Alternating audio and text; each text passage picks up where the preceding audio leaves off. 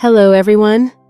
Tonight, we're standing on a quiet front porch with a black grandmother whose hands still smell faintly of rose bushes and dish soap while a car engine dies at the curb.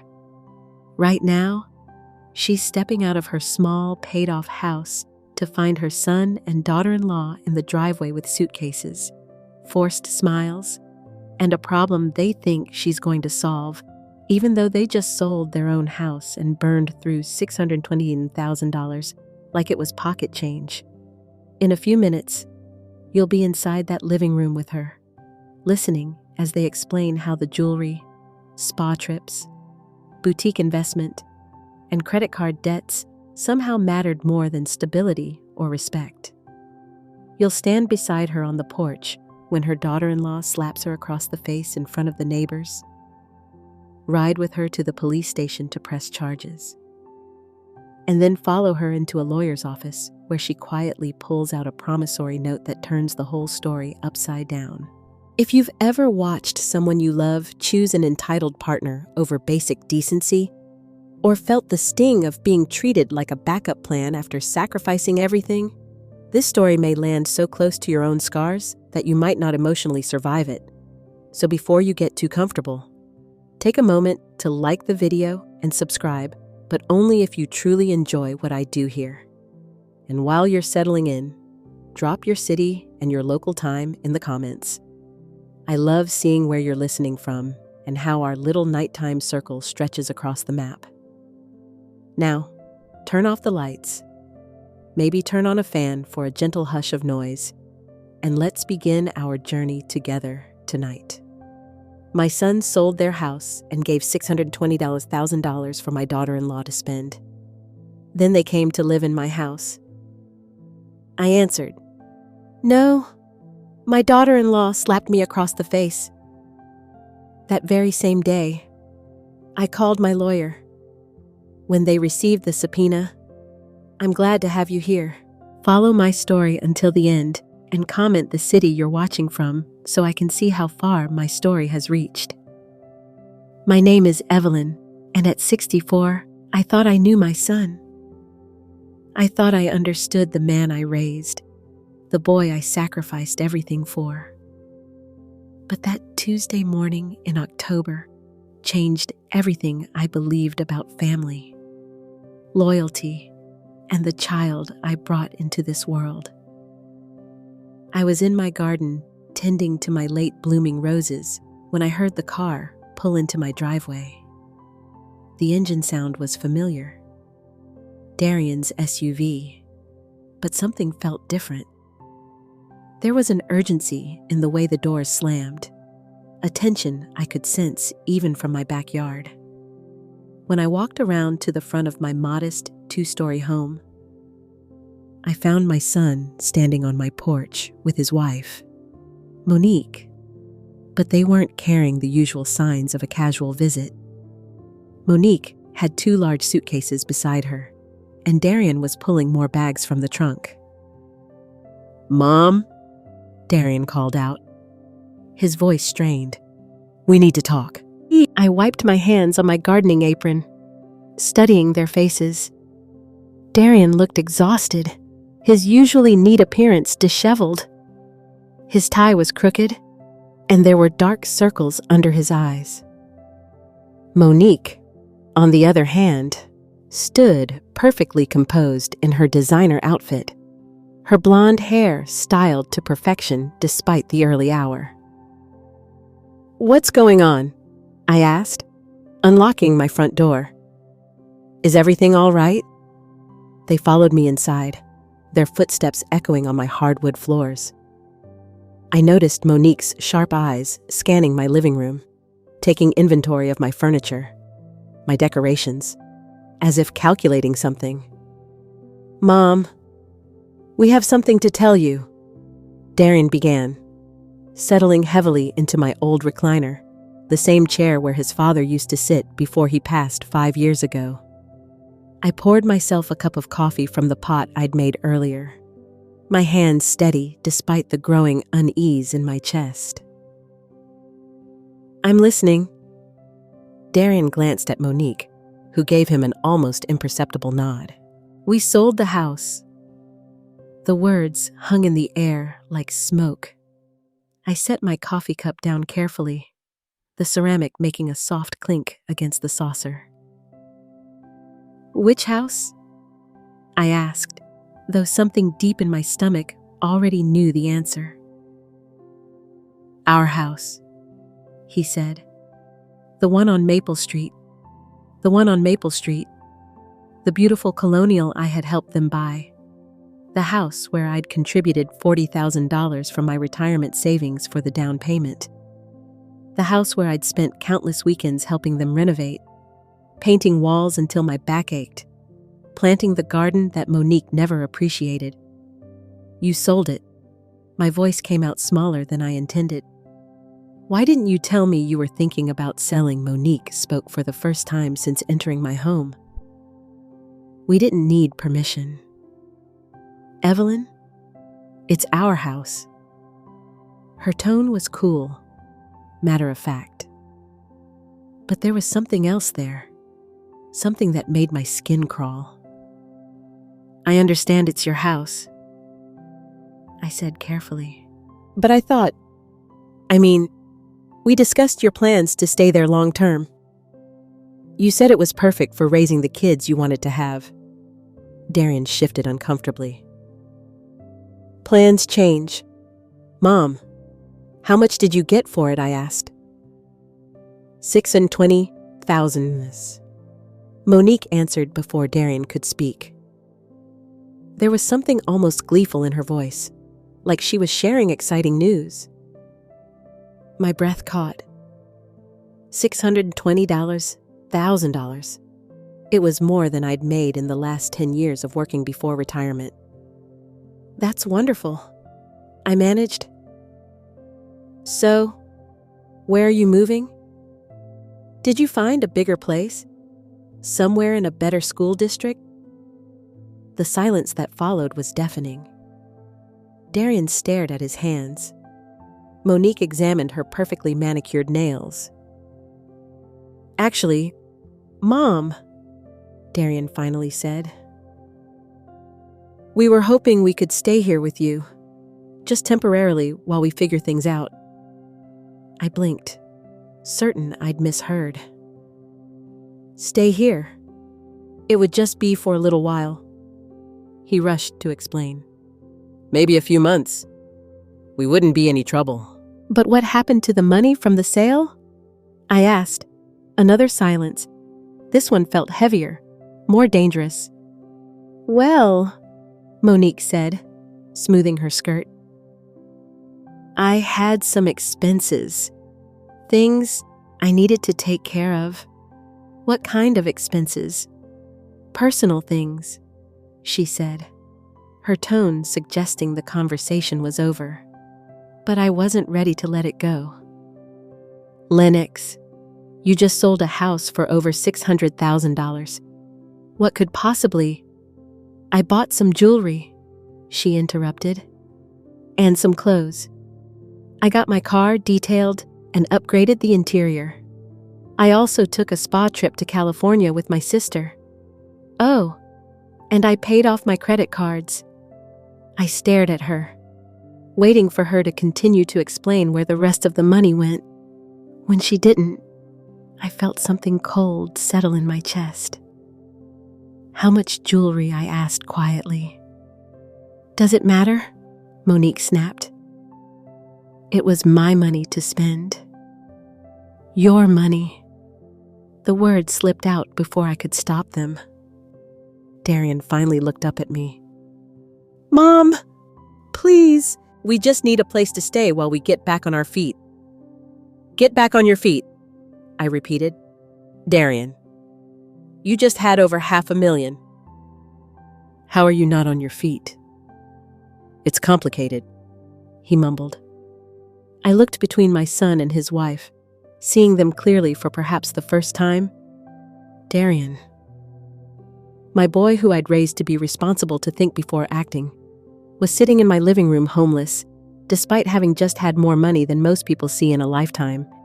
And Monique, who had never worked a day since marrying my son, was sitting there in what looked like a brand new outfit that probably cost more than my monthly Social Security check. "Where did all the money go?"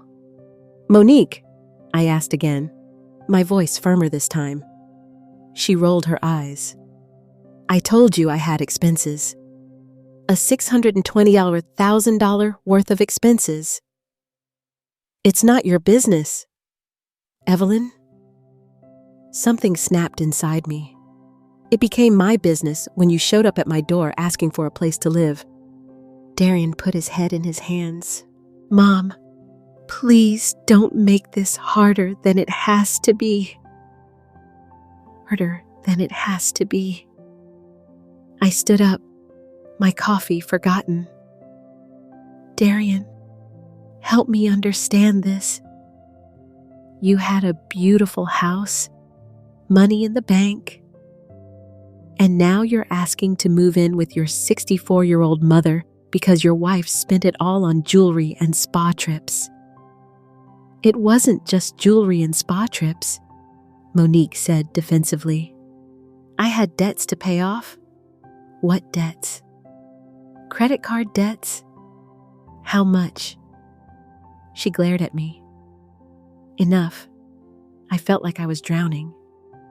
Darian looked at me. My son raised his head, and I saw something in his eyes that broke my heart.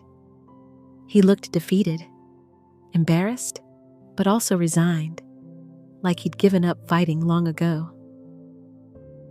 "How much debt did she have?" I asked him directly. "Mom, how much?" "Darian." He sighed deeply. "About $80,000. $80,000 in credit card debt." I felt dizzy. What did she buy with $80,000 on credit cards? "Clothes mostly," he said quietly. "Shoes, handbags, vacations before we were married, and the rest of the money from the house." Darian looked at Monique, who was now studying her phone as if this conversation didn't concern her. "She wanted to redecorate her sister's house as a surprise," he said, "and she bought a new car for her mother. And she wanted to invest in her friend's business." "What kind of business? A boutique?" Monique said without looking up from her phone. "It's going to be very successful." "How much did you invest?" $300,000. The number hit me like a physical blow. $300,000 invested in a friend's boutique by a woman who had never run a business, never held a job, never shown any interest in anything beyond shopping and spa treatments. "So, let me get this straight," I said, my voice barely above a whisper. "You sold your house for $620,000. $80,000 went to pay off Monique's credit card debts. $300,000 went to invest in her friend's boutique. What happened to the rest?" "I told you," Monique said, finally looking up from her phone with irritation. "I had expenses. The jewelry, the spa trips, the car detailing, some furniture for the boutique, gifts for my family. Things add up." I calculated quickly in my head. Even being generous with her expenses, there should have been at least $50,000 left, maybe more. "Where's the rest of the money?" I asked. "There is no rest," Monique said. "It's gone. Gone. Over $600,000 had gone in a matter of months on jewelry, spa trips, credit card debts, and a boutique investment that I was willing to bet would never see a profit." I sank back into my chair, feeling every one of my 64 years settling into my bones. This wasn't just about money. This was about the son I'd raised, the values I'd tried to instill in him, and the woman who had somehow convinced him to throw it all away. "So now you want to live here," I said. "Just temporarily," Darian repeated. I looked around my small home. 2 bedrooms, 1 bathroom, A tiny kitchen? I'd worked for 30 years to pay off this house, to have a place that was mine, where I could live out my retirement in peace. And what's your plan? I asked. How do you intend to get back on your feet? Darian and Monique exchanged a look. Well, Monique said, Darian will keep working, obviously, and I'm sure the boutique will start turning a profit soon. And if it doesn't, she shrugged, then we'll figure something else out. I stared at this woman who had convinced my son to sell his house and spend over $500,000 in a few months, and who was now sitting in my living room with the casual confidence of someone who expected to be taken care of. No, I said quietly. What Darian looked up sharply. I said no. You can't stay here. The temperature in the room seemed to drop 10 degrees. The word no hung in the air between us like a challenge. I watched my son's face crumble. But it was Monique's reaction that truly unsettled me. Her perfectly composed mask slipped for just a moment, revealing something cold and calculating underneath. Mom, you can't be serious, Darian said, his voice rising. We're family. Yes, we are family, I replied, my voice steadier than I felt. Which is why I'm not going to enable this disaster you've created. Lennox set her phone down on my coffee table with deliberate force. Enable what disaster? Evelyn. My husband made a business decision. Not every investment pays off immediately. Business decision. I couldn't keep the incredule out of my voice. Spending $600,000 on jewelry, spa trips, and your friend's boutique is not a business decision. Monique, it's reckless spending. How dare you judge how I spend my money, she snapped, her composure finally cracking. It wasn't your money, I said quietly. It was the equity in a house that my son worked for, that I helped purchase. Darian stood up abruptly, pacing to my front window. Mom, we wouldn't ask if we had anywhere else to go. What about Monique's family? Surely her parents live in a one-bedroom condo? Darian said. And her sister doesn't have room. The sister whose house she spent thousands redecorating as a surprise. Monique's eyes flashed with anger. My personal relationships are none of your concern. I stood up, my patience finally exhausted. They became my concern the moment you showed up at my door asking for help. You spent my son's future on frivolous nonsense. And now you expect me to clean up the mess. It's not frivolous, Monique shouted, jumping to her feet. You wouldn't understand. You've lived in this tiny house your whole life, wearing the same old clothes, driving the same old car. You don't know what it's like to have standards. The insult hit its mark, but I refused to show it. No, Monique, I don't know what it's like to spend other people's money on luxuries while expecting them to provide me with housing when the money runs out. Darian turned from the window, his face flushed. Mom, please. I know Monique made some mistakes. Some mistakes, I interrupted. Darian, she spent over $600,000 in a few months. This isn't some mistake. This is a pattern of behavior. You don't know anything about our marriage. Monique hissed. You don't know what it's like to be married to someone who never wants to spend money on anything nice.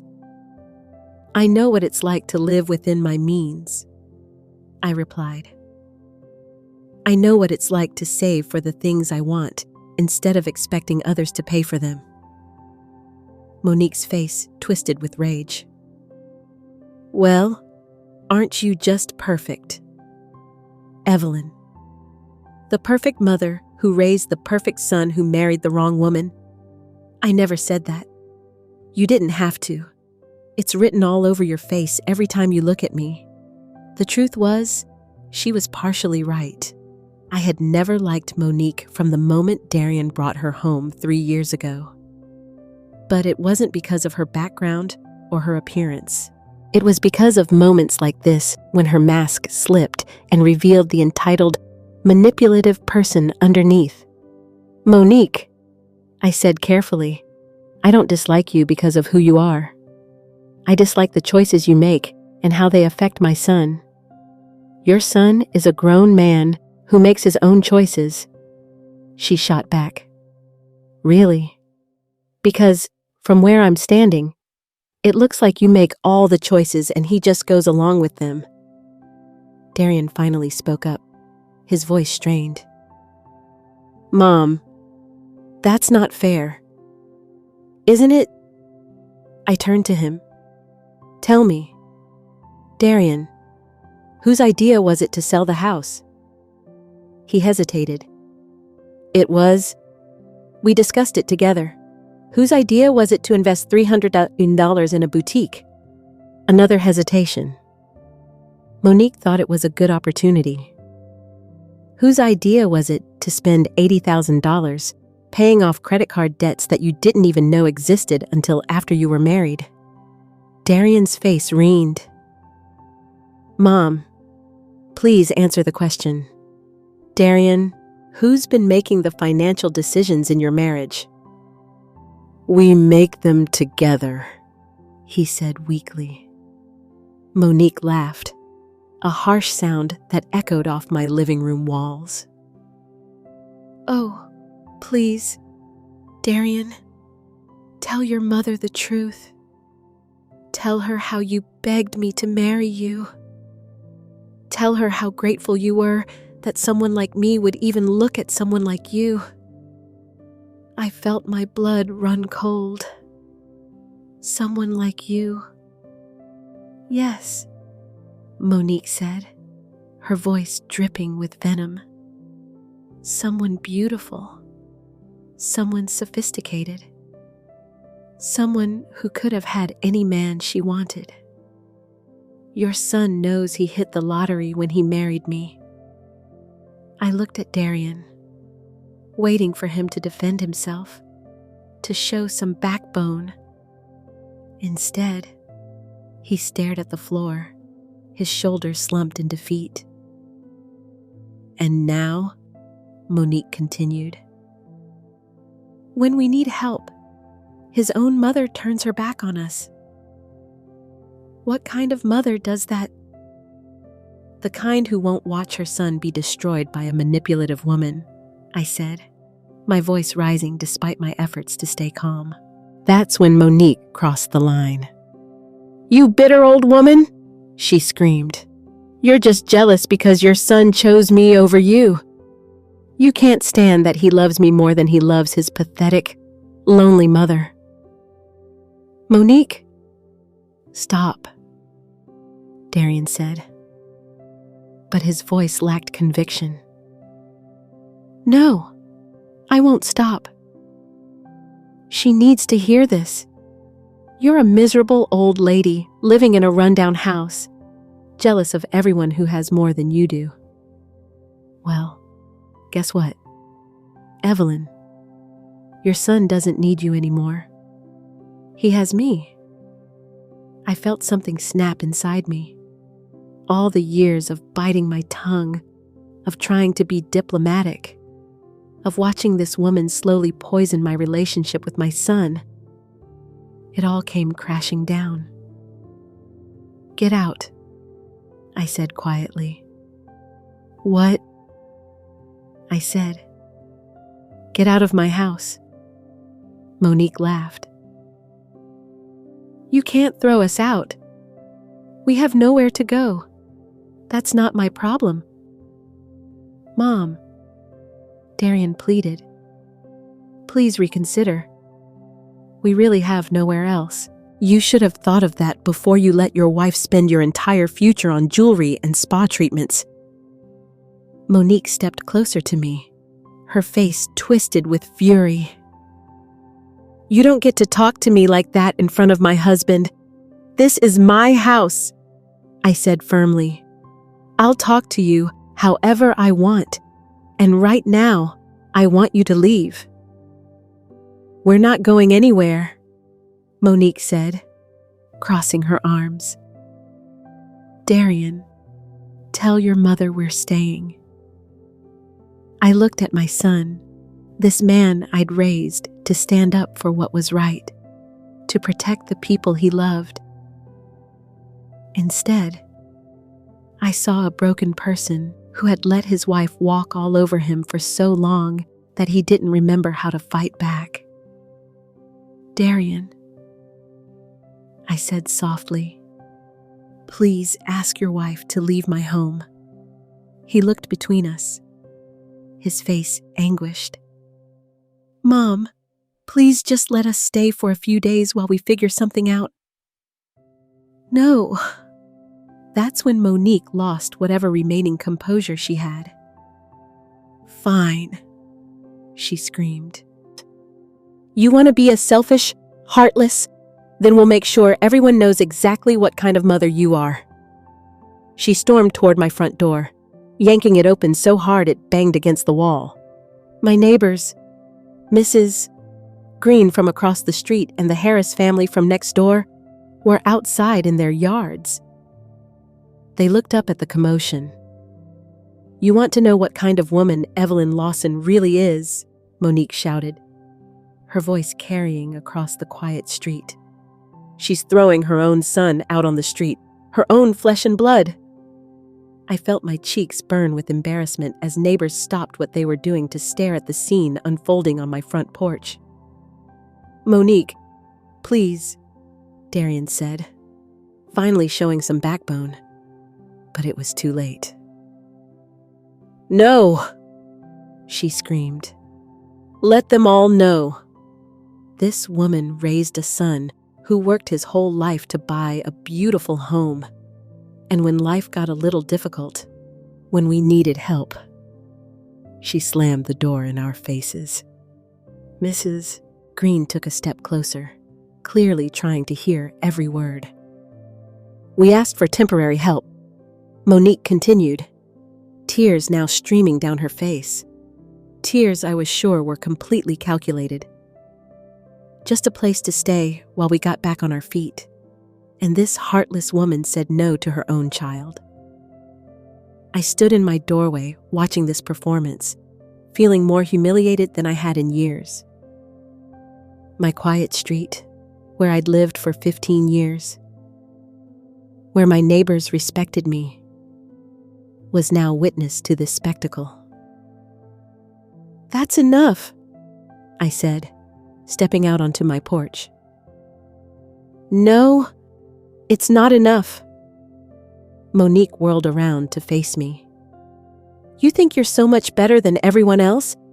But you're just a selfish old woman who can't stand to see other people happy. Monique, stop this right now." "Why?" "Because you're embarrassed." "Good. You should be embarrassed." That's when she did something that changed everything. In front of my neighbors, in front of God and everyone, Monique Carter raised her hand and slapped me across the face. The sound echoed across the quiet street like a gunshot. I staggered back, my hand flying to my cheek, more from shock than pain. For a moment, nobody moved. Even Monique seemed surprised by what she'd done. Mrs. Green gasped audibly. The Harris family teenage son, who had been mowing their lawn, shut off the mower and stared. I looked at my son, waiting for him to defend me, to show some outrage that his wife had just assaulted his mother. Instead, Darian stood there looking confused and overwhelmed. "Did you just hit me?" I asked quietly, my voice steady despite the rage building in my chest. Monique lifted her chin defiantly. You deserved it. Throwing your own family out on the street like common trash. I looked around at my neighbors, all of them witnessing this humiliation. Mrs. Green looked horrified. The Harris family were whispering to each other. Even the mail carrier had stopped his truck to watch. "Darian," I said, my voice barely above a whisper. "Your wife just assaulted me in front of the entire neighborhood." He opened his mouth as if to speak, then closed it again. "And you're going to stand there and let her? Mom, she's upset. She didn't mean to slap me in the face." Monique stepped between us. "Don't try to make this about you being a victim. Evelyn, you brought this on yourself." I stared at this woman who had just humiliated me in front of my neighbors, who had convinced my son to throw away his financial future, and who was now trying to make me the villain in her twisted narrative. "Get off my property," I said quietly. "Make me." Monique sneered. I looked at my son one last time, hoping to see some sign that he would stand up to her, that he would choose right over wrong. Instead, I saw a man who had been so thoroughly manipulated that he couldn't even defend his own mother from physical assault. "You have 5 minutes to get your bags and get off my property," I said. "If you're not gone by then, I'm calling the police." "You wouldn't dare," Monique said. But I could see uncertainty creeping into her eyes. I pulled my cell phone from my pocket and dialed 911. As the phone rang, I watched Monique's face change from defiance to panic. She grabbed Darian's arm. "Tell your mother to hang up that phone right now," she hissed.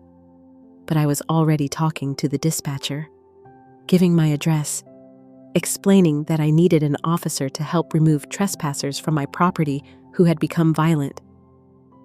When I hung up, Monique was staring at me in disbelief. "You actually called the police on your own son?" "No," I said calmly. "I called the police on the woman who just assaulted me in front of witnesses." For the first time since I'd known her, Monique Carter looked genuinely afraid. The police arrived within 10 minutes, though it felt like an eternity. Officer Daniels was a young woman, maybe in her early 30s, with kind eyes and a professional demeanor that immediately put me at ease. Sergeant Miller, her partner, was older, probably close to my age, with gray temples and the weary look of someone who'd seen too much family drama over the years. By the time they arrived, Monique had managed to compose herself somewhat. She'd stopped crying and fixed her hair, but I could see the panic still lurking in her eyes. Darian stood beside his luggage, looking like a lost child. "Ma'am," Officer Daniels said, approaching me first. "We received a call about an assault." "Yes," I said, pointing to my still stinging cheek. "This woman slapped me." Sergeant Miller looked at Monique. "Is this true, ma'am?" She was being unreasonable. Monique said, as if that justified physical violence, "We just needed a place to stay temporarily, and she threw us out like we were strangers." "That doesn't give you the right to hit anyone," Officer Daniels said firmly. "Ma'am," she turned back to me, "do you want to press charges?" I looked at my son, standing there with his head down, saying nothing in my defense. This man I had raised, sacrificed for, loved unconditionally, and he couldn't even condemn his wife for hitting his mother. Yes, I said quietly. I want to press charges. Monique's face went white. You can't be serious. Assault is a serious charge, ma'am, Sergeant Miller said. We have multiple witnesses who saw you strike Mrs. Lawson. Indeed, my neighbors were still standing in their yards watching the drama unfold. Mrs. Green nodded vigorously when Officer Daniels looked in her direction. I saw the whole thing. Mrs. Green called out. She hit Evelyn right across the face. Unprovoked. This is ridiculous, Monique protested. She's my mother-in-law. This is a family dispute. Family or not, Officer Daniels said. Assault is assault. You'll need to come with us. As they led Monique toward the patrol car, she turned back to Darian. Don't just stand there. Do something. But Darian seemed frozen, watching his wife being arrested on his mother's front lawn. He looked at me with something that might have been accusation. Mom, did you really have to? Yes, I said before he could finish. I really had to. Your wife assaulted me in front of the entire neighborhood, and you stood there and did nothing. She's my wife, and I'm your mother. But apparently, that doesn't mean anything anymore. Sergeant Miller approached with a clipboard. Mrs. Lawson, we'll need you to come down to the station to give a formal statement. Can you do that this afternoon? Of course. As the police car pulled away with Monique in the back seat, Darian loaded his luggage back into his SUV. He moved slowly, like a man in shock. Where will you go? I asked, despite everything. He shrugged. I don't know. Maybe a hotel for tonight. Hotel? With what money? The question hung in the air between us. We both knew he couldn't afford a hotel indefinitely. We both knew this was just the beginning of his problems. Darian, I said softly, this doesn't have to be the end. If you leave her, if you admit that this whole situation is wrong, we can work through this. He looked at me with tired eyes. She's my wife. Mom. I can't just abandon her. She abandoned you the moment she spent your future on jewelry and spa trips. It's not that simple. Yes, it is. It's exactly that simple. He climbed into his SUV without another word and drove away, leaving me standing on my front porch, feeling more alone than I had since my husband died. The rest of the day passed in a blur. I gave my statement at the police station detailing not just the assault but the entire confrontation. The officer taking my statement, Detective Parker, was thorough and professional. Mrs. Lawson, she said when we were finished, I have to ask, is this the first time your daughter-in-law has been physically aggressive with you? I considered the question. Yes, physically. But she's been emotionally manipulative for years.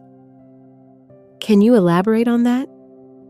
I told her about the gradual isolation from my son, how Monique always seemed to schedule their visits during times she knew I couldn't make it, how she'd convinced Darian to skip family gatherings and holidays. I explained how she'd slowly turned my son against me, making him believe that his mother was overly critical and interfering, and the financial situation. Detective Parker asked, You mentioned that they sold their house and spent the money over $600,000. I said, gone in a matter of months. Detective Parker whistled low. That's a lot of money to go through that quickly. She has expensive tastes and no concept of living within her means. And your son went along with this, I sighed. My son has been completely manipulated by this woman. He can't see what she's doing to him, to his future, to our family. That evening, alone in my house, I sat at my kitchen table with a cup of tea and really thought about my situation for the first time. Pressing charges against Monique was just the beginning. She would be back. They would both be back. And next time, they might not be so direct about their demands. I thought about the house on Maple Street, the one I'd helped them buy, $40,000 from my retirement savings. Money I'd worked decades to accumulate. Money that had essentially been flushed away along with the rest of their equity. But then I remembered something. When they'd bought the house, there had been paperwork. Lots of paperwork. And because I'd contributed such a significant portion of the down payment, the real estate attorney had insisted on certain protections. I went to my file cabinet and pulled out the folder labeled Darien House Purchase. Inside were copies of all the documents from the sale, including something I'd nearly forgotten about, a promissory note. The attorney had insisted on it when I'd given them the $40,000. Mrs. Lawson, he'd said at the time. I strongly recommend that this be structured as a loan rather than a gift. It protects your interests and ensures that your son understands the gravity of accepting such a large sum. At the time, I'd protested. I didn't want to make it a loan. I wanted to help my son, but Darien himself had insisted. Mom, I want to pay you back. This should be official. The promissory note was clear. $41,000 to be repaid at 5% annual interest with payments beginning 1 year after the purchase date. The loan was secured by the property itself, meaning I had a legal interest in the house. But they'd sold the house without paying me back, without even mentioning the outstanding loan. I picked up my phone and dialed the number for Malcolm Price, the attorney who'd handled the original purchase. His secretary told me he could see me the next morning. That night, I barely slept. I kept thinking about Darien as a little boy, how he used to crawl into my bed during thunderstorms, how proud he'd been when he'd graduated from college, how he'd cried at his father's funeral and promised he'd always take care of me. Where had that boy gone? How had he become this man who stood silent while his wife assaulted his mother? The next morning, I dressed carefully in my best suit and drove to Malcolm Price's office. He was a distinguished man in his 60s with silver hair and the kind of presence that commanded respect. Mrs. Lawson, he said, shaking my hand warmly. I was sorry to hear about your troubles. Please sit down and tell me what's happened. I explained the entire situation, the house sale, the squandered money, the assault, the arrests. James listened without interruption, occasionally making notes on a legal pad. When I finished, he leaned back in his chair and studied me carefully. Evelyn, he said, do you understand that you have significant legal recourse here? What do you mean? The promissory note securing your $40,000 loan was recorded as a lien against the property. When your son sold the house without satisfying that debt, he violated the terms of the note.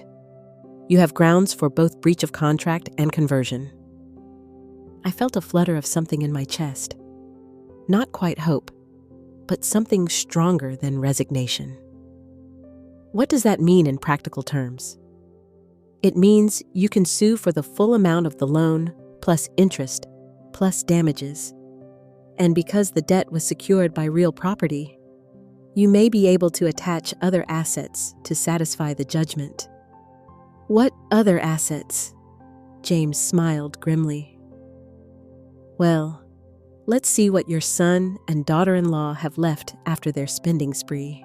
Over the next hour, James explained my options in detail. I could file a civil lawsuit seeking repayment of the loan, plus interest and damages. I could also pursue criminal charges for theft by conversion since they'd sold property that was partially mine without my consent. But James, I said, I don't want to destroy my son's life. I just want him to understand that actions have consequences. Sometimes, Evelyn, the kindest thing you can do for someone you love is to stop protecting them from the consequences of their choices. I thought about that as I drove home. Was I protecting Darian by allowing Monique to manipulate him? Was I enabling his poor decisions by always being there to catch him when he fell? By the time I got home, I'd made my decision. I called Malcolm Price and told him to file the lawsuit. Not just against Monique, but against both of them. They were married. They'd made the decision together to sell the house, and they would face the consequences together. Then I did something else. I called a locksmith and had all my locks changed. I installed a security system with cameras that would record anyone who approached my property. I wasn't going to be caught off guard again.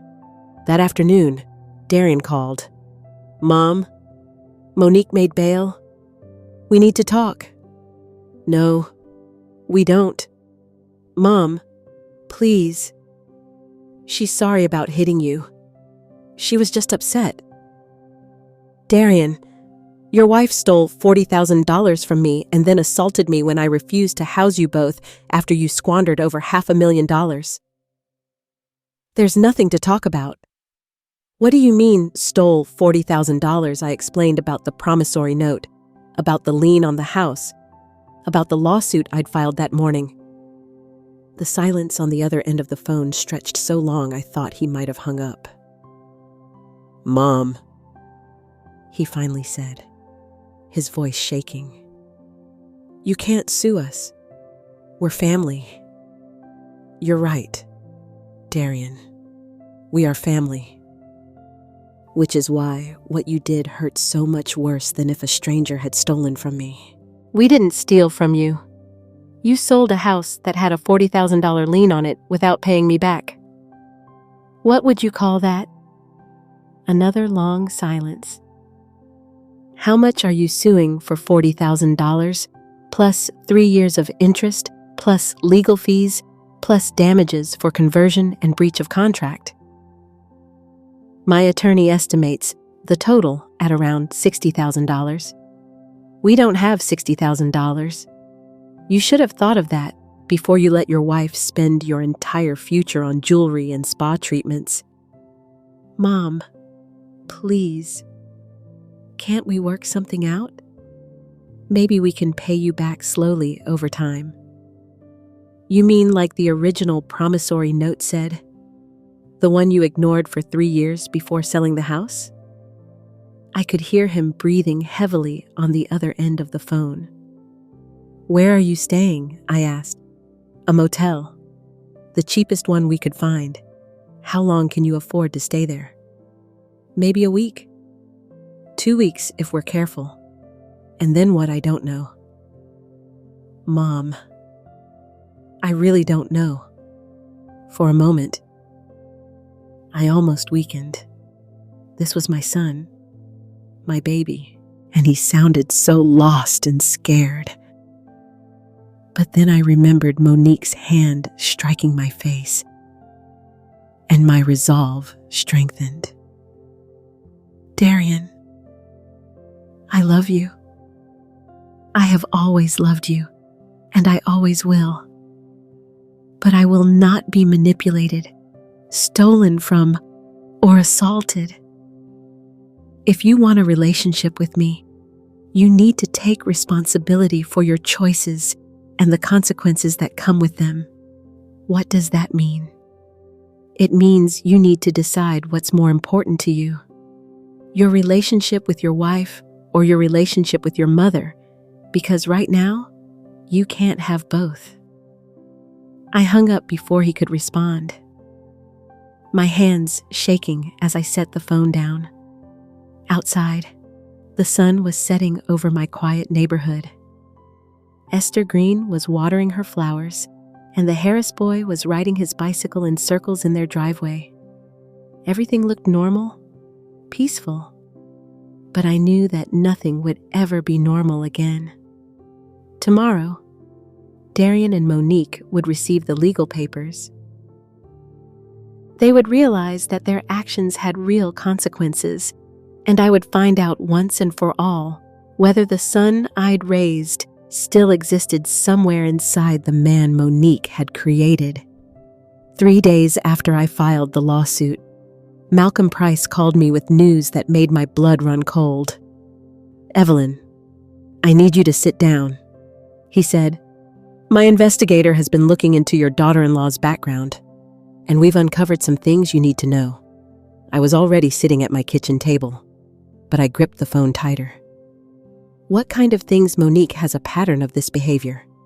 Before she married your son, she was engaged to 2 other men. Both relationships ended when the men discovered she'd been using their credit cards without permission. In one case, she ran up over $50,000 in debt before the man found out." My heart sank. "Does Darian know this?" "I don't think so. She's very good at covering her tracks." "But there's more. The boutique she invested in. It doesn't exist." My investigator couldn't find any business license, any storefront, any evidence that this boutique is anything more than a way for her friend to get 300 years for free. I felt sick. "So, the money is just gone." "It appears so. And Evelyn, there's something else, something worse." I braced myself. "She's been having an affair for at least 6 months, possibly longer. The man is married, wealthy, and she's been using your son's money to fund their relationship. The expensive jewelry, the spa trips, the car detailing. It was all part of maintaining her relationship with this other man."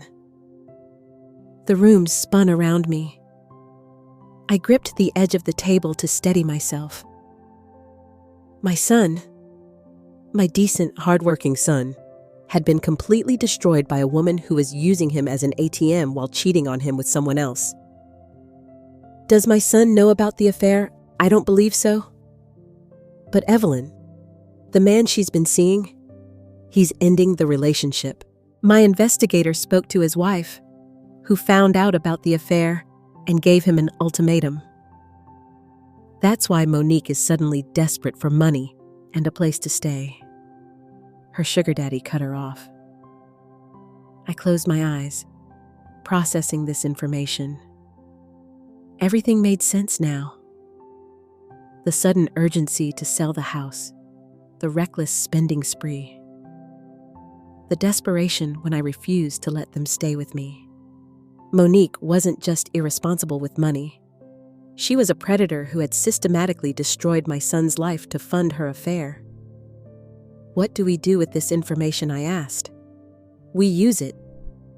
In the lawsuit, we can argue that the money was obtained through fraud and deception.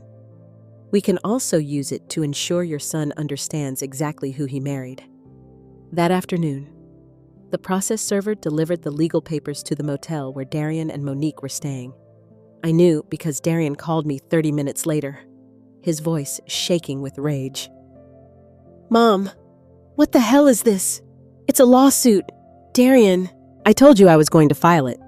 $67,000. You're suing us for $67,000. That's what you owe me. Plus interest, plus legal fees, plus damages. We don't have $67,000. "I know. That's what happens when you steal from family to fund a lifestyle you can't afford. We didn't steal from you. Darian, you sold a house that had a $40,000 lien on it without paying me back. In legal terms, that's conversion of secured property." I could hear Monique in the background, screaming something I couldn't quite make out. "She wants to know if you've lost your mind," Darian said. Tell your wife that I'm completely sane. I'm also completely done being stolen from and assaulted.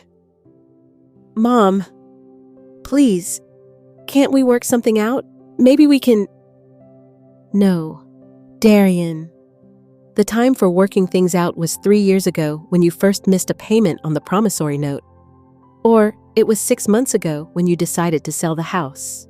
Or it was last week when you showed up at my door asking for help after squandering over $500,000. The time for working things out has passed. What do you want us to do? We're living in a motel. I want you to get jobs and start taking responsibility for the mess you've made. Monique can't work.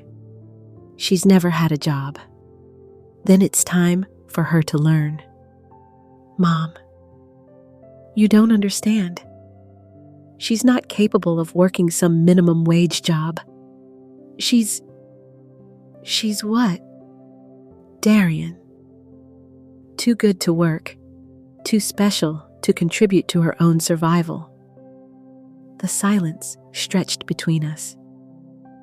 Finally, Darian spoke, his voice quieter now. She says she'll counter Sue for emotional distress or something. I almost laughed. Let her try. I have witnesses to her assaulting me, and I have documentation of every dollar she stole. What does she have? More screaming in the background. Then Darian came back on the line. She wants to know why you're doing this to us, because you both need to learn that actions have consequences. And Darian, there's something else you need to know about your wife. What? I hesitated. This was the moment of truth. The moment when I would either save my son or lose him forever. She's been having an affair. The silence that followed was deafening. I could hear my own heartbeat in my ears. What did you say? Monique has been having an affair for at least 6 months? The man is wealthy and married. She's been using your money to fund their relationship. That's not true. It is true. My attorney hired an investigator. We have proof. You hired an investigator to spy on my wife. I hired an investigator to find out where $600,000 went. The affair was just what we discovered in the process. More silence. Then in the background, I heard Monique's voice clearly for the first time. What is she saying? What lies is she telling you about me? She says, "You're having an affair," Darian said, his voice hollow. The explosion that followed was audible, even through the phone. Lynn screamed. Denials, accusations, threats. She called me every name in the book, and a few I'd never heard before. Darian, I said quietly, ask her about Gregory Vaughn. The screaming stopped abruptly. Who is Gregory Vaughn? Darian asked. Ask your wife. I heard muffled conversation. Then Darian came back on the line. She says she doesn't know anyone by that name. He's 52 years old, owns a construction company, drives a black Mercedes. He's been paying for her jewelry and spa trips for months. His wife found out about the affair last week and made him end it. The phone went quiet again. This time, the silence stretched for almost a full minute. Darian, are you there? How do you know all this? Because I hired professionals to find out where your money went. And what we discovered is that your wife has been systematically destroying your life to fund an affair with a married man who just dumped her. She's saying it's not true. Of course she is. What did you expect her to say? She's crying now. She's manipulating you again. Mom, I can't. I need to think. Think about this. Darian, Think about how she convinced you to sell your house without discussing it with me first, even though I had a legal interest in the property.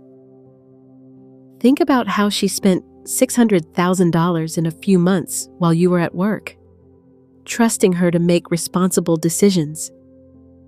Think about how she slapped your mother in front of the entire neighborhood and then expected you to defend her. I'm hanging up now. Darian. Wait. But the line went dead. I sat in my kitchen staring at the phone, wondering if I'd just saved my son or lost him forever. Either way, I told him the truth. What he did with that information was up to him. The next morning, Malcolm Price called again. Evelyn, I have an update.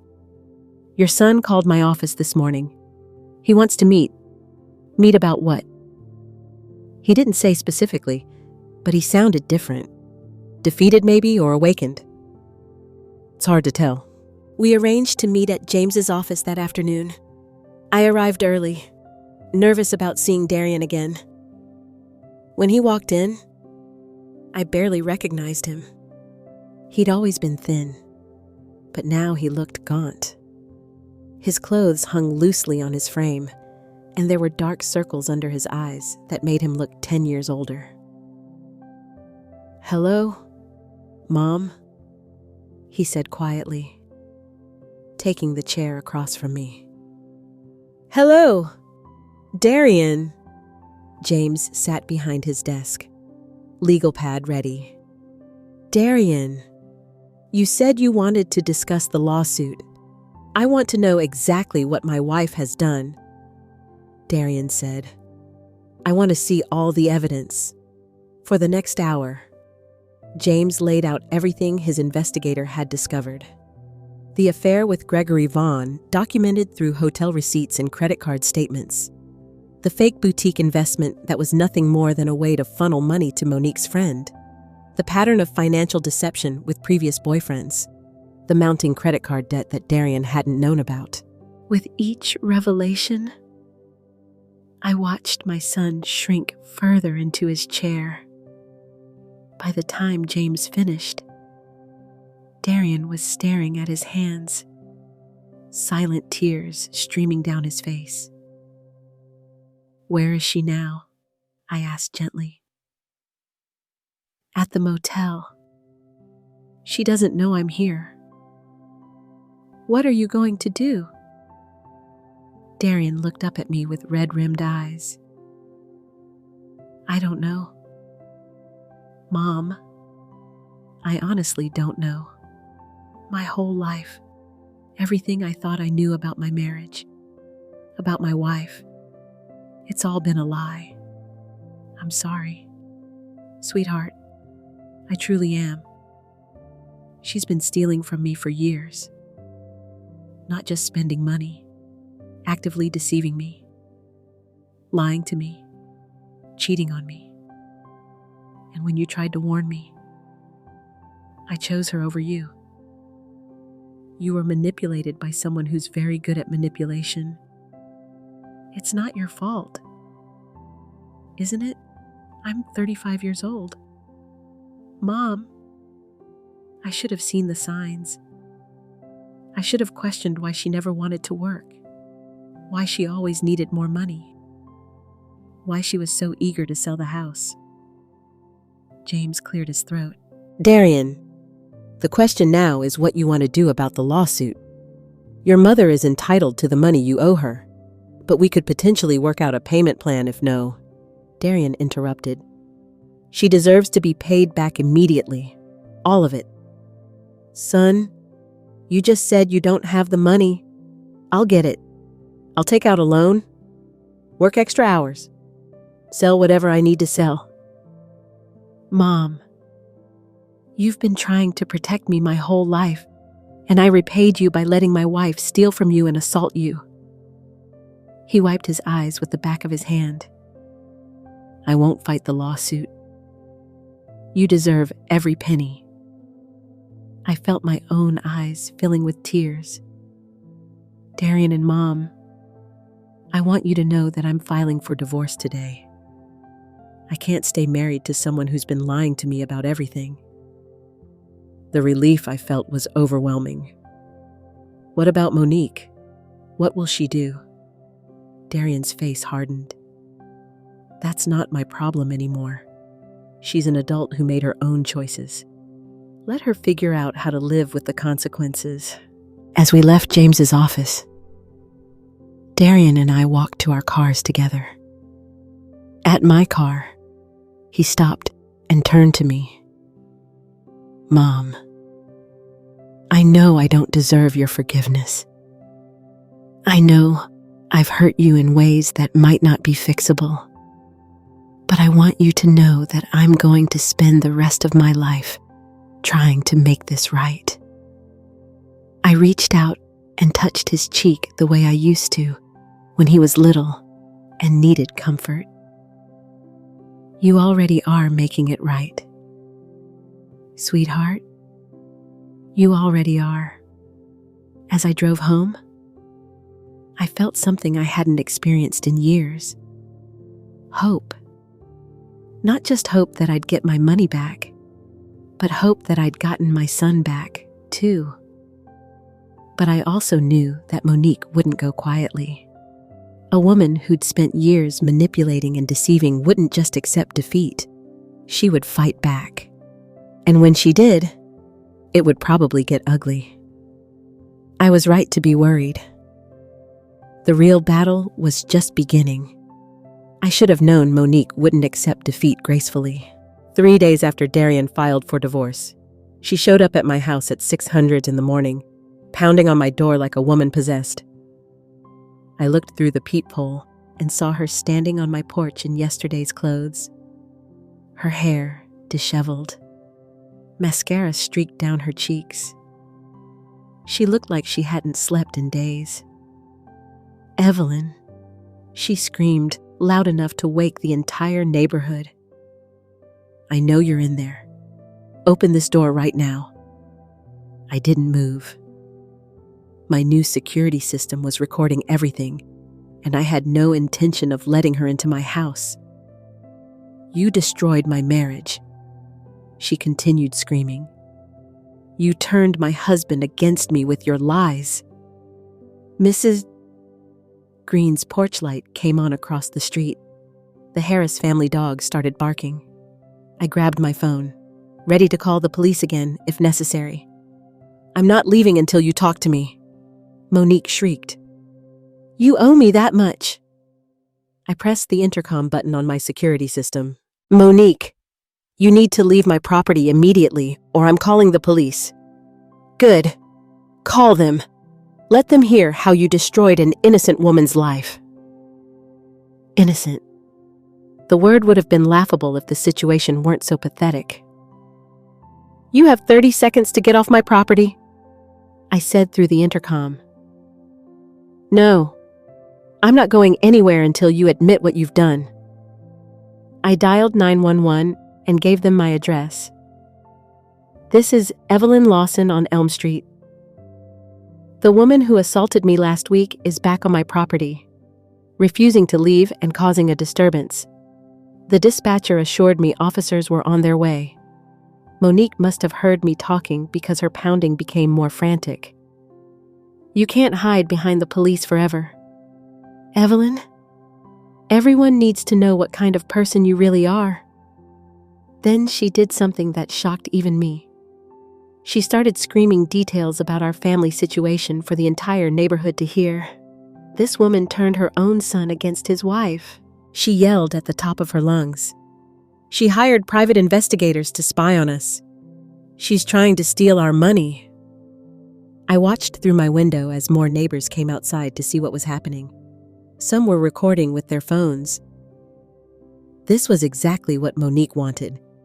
To humiliate me publicly. To make me look like the villain in her twisted story. She's jealous because her son loves me more than her. Monique continued. She can't stand that he chose me, so she's trying to destroy our marriage. The police arrived just as Monique was starting to elaborate on our financial situation for the entertainment of anyone within a 6-block radius. Officer Daniels was back along with a male officer I didn't recognize. "Ma'am," Officer Daniels said firmly, "you need to calm down and step away from the door. I'm not doing anything wrong," Monique protested. "I'm trying to talk to my mother-in-law. Mrs. Lawson has asked you to leave her property. You need to comply. She's destroying my family." She hired investigators to spy on me and my husband. The new officer, whose name tag read Coleman, stepped forward. "Ma'am, what Mrs. Lawson does with her own money is not your concern. This is her property, and she has the right to ask you to leave. But she's lying about me. She's telling people I'm having an affair." Officer Daniels looked at her notepad. "Ma'am, are you Monique Carter, the woman who was arrested here last week for assault? It wasn't assault. It was barely a tap. You slapped Mrs. Lawson in the face in front of multiple witnesses. That's assault." I watched from my window as Monique's composure completely crumbled. She fell to her knees on my porch, sobbing dramatically. "Please," she begged, looking directly at my front door. "Please, Evelyn. I have nowhere to go. Taryn kicked me out of the motel. He's filing for divorce. I don't have any money. Please don't do this to me." For just a moment, I felt a twinge of sympathy. Then I remembered the $600,000, the affair with Gregory Vaughn, the fake boutique investment, and my resolve strengthened. Officer Lee helped Monique to her feet. "Ma'am, you need to find somewhere else to go. If you come back here, you'll be arrested for trespassing." "Where am I supposed to go?" she wailed. "I don't have anywhere." "That's not Mrs. Lawson's problem," Officer Daniels said firmly. "You have 5 minutes to get in your car and leave, or we're taking you in." After the police left with Monique, I called Darian. He answered on the first ring. "Mom, I heard. I'm so sorry. I told her to stay away from you. Where is she staying?" "I don't know. After I filed for divorce yesterday, I told her she had to leave the motel. I couldn't afford to keep paying for both of us to stay there. And you have no idea where she went. She mentioned maybe staying with her friend, the one with the fake boutique. But honestly, Mom, I don't care. I'm done being responsible for her problems." I felt a surge of pride at hearing the strength in my son's voice. This was the Taryn I'd raised. The one who took responsibility for his actions and didn't make excuses for bad behavior. "How are you managing?" I asked. "I'm staying at a weekly motel across town. It's not fancy, but it's clean, and I can afford it while I figure out my next steps. I've been working overtime trying to save up money to pay you back." "Darian, you don't have to." "Yes, I do. Mom, I let my wife steal from you and then stood by while she assaulted you. I need to make this right." That afternoon, Malcolm Price called with an update. "Evelyn, we have a problem. Monique has hired an attorney." I thought she didn't have any money. She doesn't. But apparently, she's found a lawyer willing to work on contingency. They're claiming that your lawsuit is harassment and that you're using the legal system to interfere in their marriage. I felt my blood pressure rise. That's ridiculous. I know it is, but we need to be prepared for a fight. They're also claiming that the promissory note was invalid because your family, and there was no real intention to collect on the debt. There was absolutely an intention to collect. That's why we made it official. I know that, and we can prove it. But Monique's attorney is good at making bad cases sound reasonable. We need to document everything, every interaction you've had with them, every payment that was missed, every attempt you made to work with them before filing suit. Over the next week, I compiled everything I could think of. Phone records showing how many times I'd called Darian about missed payments, only to have Monique answer and make excuses. Emails I'd sent asking about their financial situation. Receipts showing money I'd lent them over the years for various emergencies that were never repaid. The picture that emerged was clear. I hadn't been a vindictive mother-in-law trying to destroy their marriage. I'd been a concerned parent trying to help my son, only to be systematically deceived and stolen from. But Monique wasn't finished. 2 days before our court date, she showed up at my workplace. I was a part-time bookkeeper for a small accounting firm, a job I'd taken after retirement to stay busy and supplement my Social Security. I was at my desk working on month-end reports when the receptionist called back to tell me I had a visitor. "She says she's your daughter-in-law," Jenny said. Should I send her back? My heart sank. No. Tell her I'm busy and can't see visitors during work hours. A few minutes later, Jenny called again. She's not leaving. She says she'll wait all day if she has to. She's making other clients uncomfortable. I sighed and walked to the front office. Monique was sitting in the waiting area, dressed in her most expensive outfit, looking like she was ready for a business meeting rather than whatever confrontation she had planned. "Lennox, you need to leave. This is my workplace. I just want to talk," she said loudly enough for everyone in the office to hear. 5 minutes. That's all I'm asking.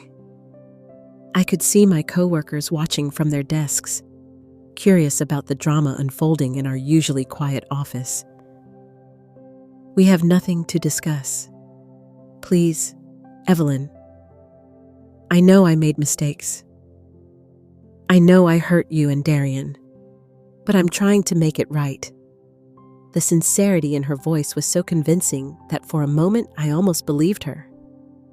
Then I remembered that this was the same woman who had looked me in the eye and lied about having affairs, spending money, and a dozen other things. "What do you want?" "Monique, I want to settle the lawsuit. I want to make things right between us." "Fine. Pay me the $67,000 you owe me, and I'll drop the suit. You know I don't have that kind of money. Then we have nothing to discuss." She stood up, moving closer to me. "Evelyn, please. I made mistakes, but I don't deserve to have my life destroyed over them. You destroyed your own life when you decided to steal from family and cheat on your husband." The mask slipped for just a second, and I saw the real Monique underneath. Cold, calculating, dangerous. "Fine," she said quietly. "If that's how you want to play it, then that's how we'll play it. But don't think this is over. I know things about your precious son that would surprise you." "What kind of things?" She smiled, a cruel expression that made my skin crawl. "Let's just say Darian hasn't been completely honest with you about everything." Before I could ask what she meant, she turned and walked out of the office, leaving me standing there with a growing sense of dread. That evening, I called Darian and told him about Monique's visit. She said she knows things about you that would surprise me. What did she mean Darian was quiet for a long moment? "Mom, there are some things I never told you, things I'm not proud of." My heart sank.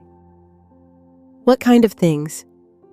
"When Monique and I were first married, I did some things, some financial things that weren't completely legal." "What do you mean I falsified some documents to get a better loan rate on our first car? I also didn't report some cash income on our taxes one year. And when we bought the house, I may have inflated my income on the mortgage application. I felt sick. Darian, why didn't you tell me this? Because I was ashamed. And because Monique said it was normal that everyone did things like that, and she has proof of this. She kept copies of everything. She said it was for our records. But now I think she was keeping it as insurance in case I ever tried to leave her. I closed my eyes, understanding the full scope of what we were dealing with. Monique wasn't just a manipulative spendthrift. She was a criminal who had been systematically compromising my son for years, creating evidence she could use to destroy him if he ever tried to escape. Darian, you need to tell Malcolm Price about this immediately.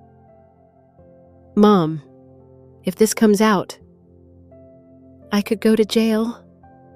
I could lose my job, my professional license, everything. And if you don't tell him and Monique uses it against us in court, you'll lose everything anyway. At least this way we can try to control how it comes out. The next morning, I sat in Malcolm Price's office with my son as he confessed to his financial crimes. James listened without judgment, taking notes and asking clarifying questions. When Darian finished, James leaned back in his chair and studied us both. "This is serious," he said finally. "But it's not insurmountable. The statute of limitations has passed on some of these issues, and the others can potentially be resolved through voluntary disclosure and payment of penalties." "What about the lawsuit?" I asked. "The lawsuit just got more complicated." "But Evelyn, I want you to understand something. Your daughter-in-law isn't just trying to avoid paying you back. She's trying to destroy your son's life as punishment for leaving her. This isn't about money anymore. This is about control." As we left James's office, I realized that the real battle was just beginning. Monique had shown her true colors, and she was willing to destroy everyone around her rather than accept responsibility for her actions. But I wasn't the same woman who had opened her door to them 3 weeks ago. I was stronger now, angrier, and absolutely determined to protect my son from the monster he had married. The war was far from over, but for the first time, I felt like we might actually win. The courtroom was smaller than I'd expected, with worn wooden benches and fluorescent lighting that made everyone look pale and tired. I sat behind Malcolm Price's table, my hands folded in my lap, watching as Monique entered with her attorney, a sharp-dressed woman in her 40s who looked like she charged by the minute. Monique had clearly spent money she didn't have on her appearance for court. Her hair was freshly styled, her makeup perfect, and she wore a conservative blue dress that probably cost more than I made in a week. She was playing the role of the wronged daughter-in-law, the victim of a vindictive mother-in-law's harassment. Darian sat beside me, looking nervous, but determined. Over the past week, he'd worked with James to voluntarily disclose his financial irregularities to the appropriate authorities. It would mean paying penalties and potentially losing his current job, but it also meant Monique couldn't use the information to destroy him. "All rise," the bailiff announced as Judge Eleanor Briggs entered. She was a woman in her 60s with silver hair and the kind of stern expression that suggested she'd heard every sob story in the book. Monique's attorney, Miss Elena Rivera, went first. She painted a picture of a young woman trapped in an impossible situation, victimized by a mother-in-law who had never accepted her and was now using the legal system to interfere in their marriage. "Your Honor," Ms. Rivera said in a voice dripping with sympathy. "My client made some poor financial decisions, as many young people do, but Mrs. Lawson's response has been disproportionate and vindictive. She hired private investigators to spy on my client, encouraged her son to file for divorce, and is now trying to extract money from a woman who has no means to pay. She made Monique sound like an innocent victim who had maybe spent a little too much money on clothes, rather than a woman who had systematically stolen over $600,000 while conducting an affair. When it was James's turn, he methodically laid out the facts. The $40,000 loan documented in a legally binding promissory note, the 3 years of missed payments despite repeated attempts to collect the sale of the house without satisfying the lien, the assault that had been witnessed by multiple neighbors. "Your Honor," James said, "this is not a case of a vindictive mother-in-law harassing her daughter-in-law. This is a case of a woman who has been systematically defrauded by someone who viewed her as an easy mark." Then he did something I wasn't expecting. He called Gregory Vaughn as a witness. I turned to see a middle-aged man in an expensive suit entering the courtroom, his face grim. He looked like he'd rather be anywhere else in the world. Under oath, Richard confirmed the affair. He testified that Monique had told him she was getting divorced, that she had money from her family, and that she needed help maintaining her lifestyle during the separation. He had paid for jewelry, vacations, and expensive dinners, believing she was a wealthy woman going through a difficult divorce. She told me her husband was abusive and that his mother was trying to steal her inheritance. Richard testified, not looking at Monique. She said she needed money to fight them in court. Monique's face had gone completely white. Her attorney was frantically scribbling notes, clearly not having expected this testimony. "Did you know that Mrs. Monique Carter was using money from the sale of her marital home to fund your relationship?" James asked. "No, I did not. If I had known, I never would have participated." "And when did this relationship end?" "Last month. My wife discovered the affair and threatened to leave me if I didn't end it immediately." When James finished with Richard, Ms. Rivera tried to minimize the damage. She argued that the affair was irrelevant to the financial dispute, that whatever mistakes Monique had made in her personal life didn't negate the fact that the lawsuit was excessive. But Judge Briggs looked unimpressed. When Ms. Rivera sat down, the judge leaned forward and studied the paperwork in front of her. "Ms. Carter," she said, addressing Monique directly, "do you dispute that you signed the promissory note agreeing to repay Mrs. Lawson $40,000? "No, Your Honor.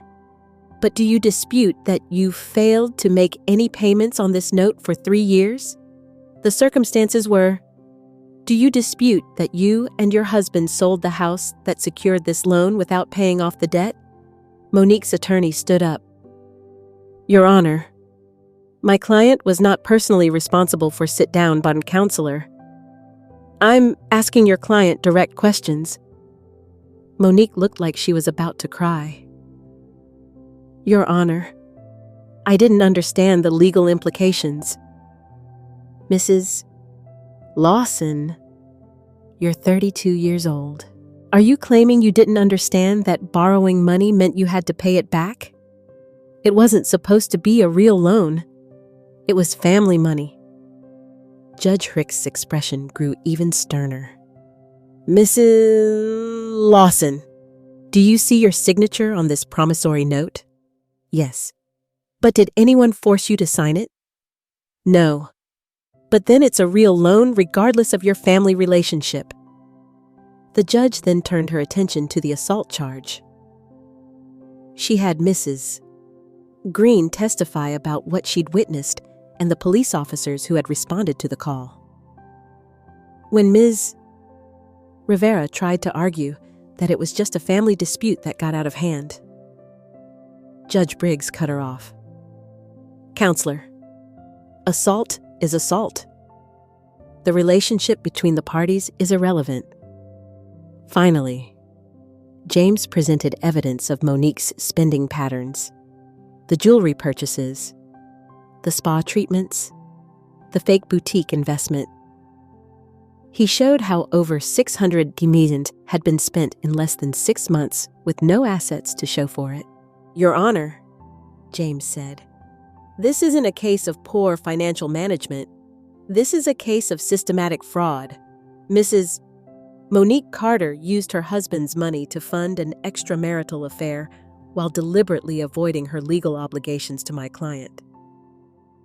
When both sides had presented their cases, Judge Briggs called a brief recess. I went to the bathroom and splashed cold water on my face, trying to process everything I'd heard. The full scope of Monique's deception was even worse than I'd imagined. When court resumed, Judge Briggs had clearly made her decision. "Mrs. Monique Carter," she began, "I have never seen such a clear-cut case of financial fraud and manipulation.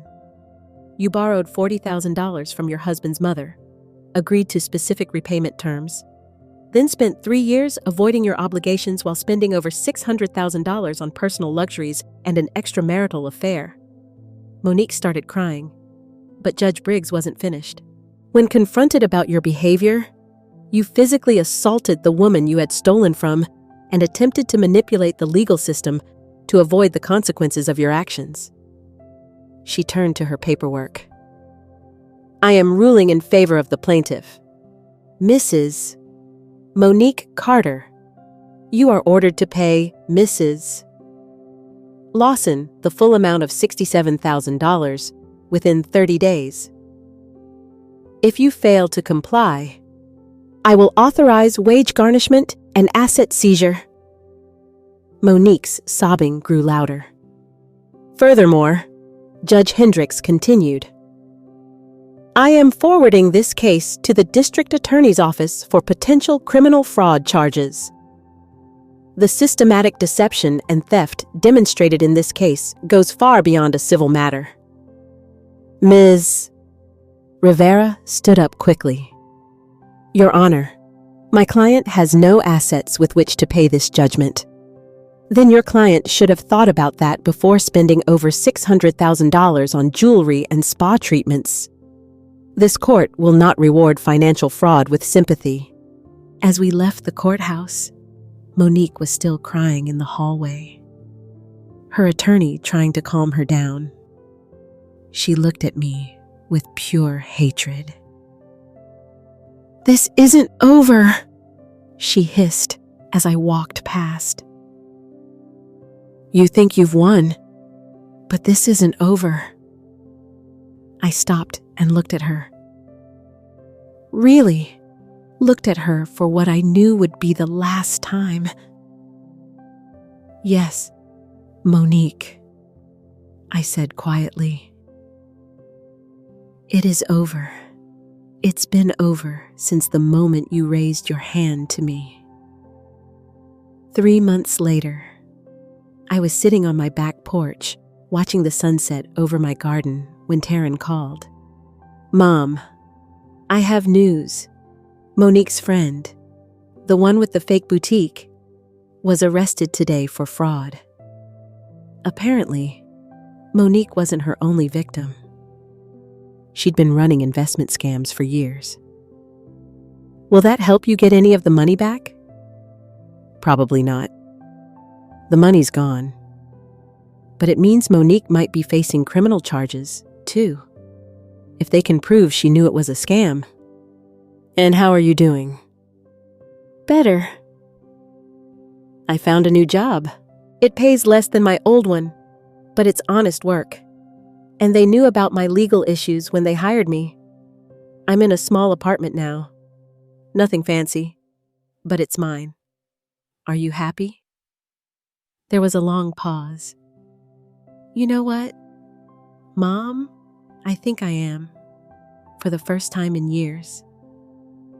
I wake up in the morning and don't have to wonder what financial disaster is waiting for me. I know exactly how much money I have, exactly what I owe, exactly what I can afford. It's liberating." "What about the $67,000 you owe me? I've been making payments every month just like I promised." It'll take me a few years, but I'll pay back every penny. Darian, you don't have to. Yes, I do. It's not just about the money. Mom, it's about showing you that I'm the man you raised me to be. After I hung up, I sat in the gathering darkness, thinking about the past few months. I'd gotten my money back. Well, most of it. More importantly, I'd gotten my son back. Monique was facing criminal charges in 3 different jurisdictions. Gregory Vaughn's wife had filed for divorce and was seeking half of everything he owned. The fake boutique investigation had expanded into a multi-state fraud case. Everyone who had participated in the deception was facing consequences. While I was sitting peacefully in my garden, surrounded by the life I'd built through honest work and careful saving, my phone buzzed with a text message from an unknown number. I almost didn't read it, but something made me look. I know where you live. This isn't over. I looked at the message for a long moment, then blocked the number and deleted the text. Monique could threaten me all she wanted from whatever jail cell or courtroom she was facing. I had cameras. I had security. I had the law on my side, and I had the unshakable knowledge that I had done the right thing. A year later, I sold my house and moved to a retirement community in Arizona. It was warm and peaceful, with a garden club and a book club, and neighbors who had lived full lives and appreciated simple pleasures. I bought a small condo with a view of the mountains and spent my mornings tending to my new garden and my afternoons reading by the pool. Darian visited twice a month, flying out from Chicago, where he'd found steady work and genuine friends. He never mentioned Monique, and I never asked. Some chapters in life need to be closed completely before new ones can begin. One evening, as I was watering my roses, my neighbor Margaret called over the fence. "Evelyn, there's someone at your door. A young woman. She looks upset." My heart skipped a beat, but when I walked around to the front of my condo, I saw it wasn't Monique. It was a woman in her 20s with brown hair and tired eyes. "Mrs. Lawson, my name is Kayla. I know this is strange, but I need to talk to you about Monique." I studied her face, seeing something familiar in her features. "How do you know Monique?" "She's my sister, and she's been doing to other families what she did to yours." We sat on my small patio as Kayla told me her story. Monique had moved to Florida after the criminal charges in Chicago, using a different name and a carefully crafted sob story about being victimized by her ex-husband's family. She was engaged to another wealthy man, spinning the same lies about needing money to fight false accusations. "I've been trying to warn people," Kayla said, "but she's very convincing. She makes everyone believe she's the victim. What do you want from me? Help. You're the only person who's ever successfully stood up to her and won. I need to know how you did it." I made us both tea and told Kayla everything. The investigation, the lawsuit, the importance of documenting everything and never backing down. "The key," I said finally, "is understanding that you can't save someone from their own choices. You can only protect yourself and the people you care about." Kayla stayed for dinner, and we talked until late in the evening about family manipulation and the courage it takes to do the right thing when the right thing is hard. After she left, I sat on my patio looking up at the Arizona stars, thinking about the strange journey that had brought me here. A year ago, I'd thought my life was simple and settled. I'd had no idea that my greatest challenge and my greatest victory was still ahead of me. Sometimes the most important battles are the ones you never wanted to fight, fought against people you never wanted to hurt. in defense of principles you never thought you'd have to defend. But when those battles come, you have two choices: fight or surrender everything you've worked for to people who see your kindness as weakness. I chose to fight. And in fighting, I discovered that at 64 years old, I was stronger than I'd ever imagined. The roses in my garden were blooming beautifully, their petals soft and fragrant in the desert evening. Like me, they had survived transplanting and were thriving in new soil. Some things I realized grow stronger when they're forced to put down new roots. Now, I'm curious about you who listened to my story. What would you do if you were in my place? Have you ever been through something similar? Comment below. And meanwhile, I'm leaving on the final screen 2 other stories that are channel favorites, and they will definitely surprise you. Thank you for watching until here. And now, as this long road from a quiet front yard with a stinging cheek to an Arizona patio full of blooming roses and evening air drifts farther away from you, let the sharpest images begin to soften. The slam of car doors in your driveway, the shock of a hand coming across a mother's face, the heavy silence of a motel room where a son finally realizes what his marriage has cost him. All of that can start to blur now, like taillights fading on a slow, late-night highway.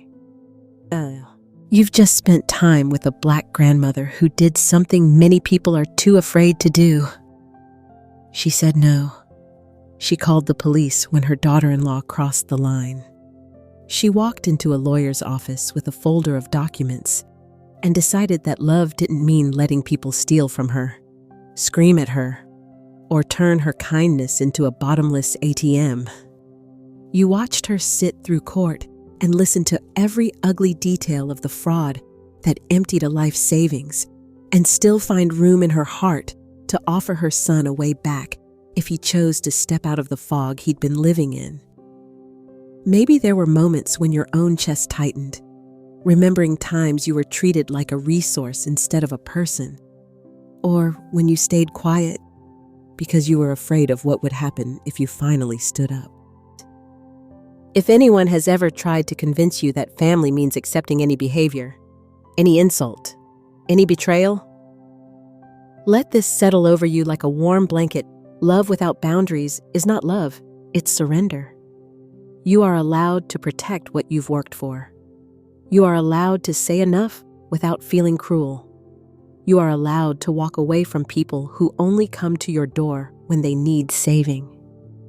So wherever you are right now, lying in bed, curled on the couch, or listening in the dark with your eyes already heavy, notice how your body starts to let go. Let your shoulders drop. Unclench your jaw. Let your hands rest instead of brace. Feel each breath come in slowly and leave even slower, like waves sliding in and out along a quiet, moonlit shoreline. You don't have to decide tonight which boundaries to draw or what you'll do if someone crosses them again. For these next few moments, your only job is to breathe and let your thoughts drift farther and farther away. Like paperwork being stacked neatly in a folder and tucked out of sight at the end of a long day. Let your heart hear this, almost like a whisper. You are not invisible. You are not too late. And you are not alone in how this feels. When your eyes are ready to close, let them. Let this story sink to the bottom of your mind like a smooth stone in deep, calm water. And as sleep moves toward you, rest in the quiet truth that you matter, just as you are, exactly where you are, tonight.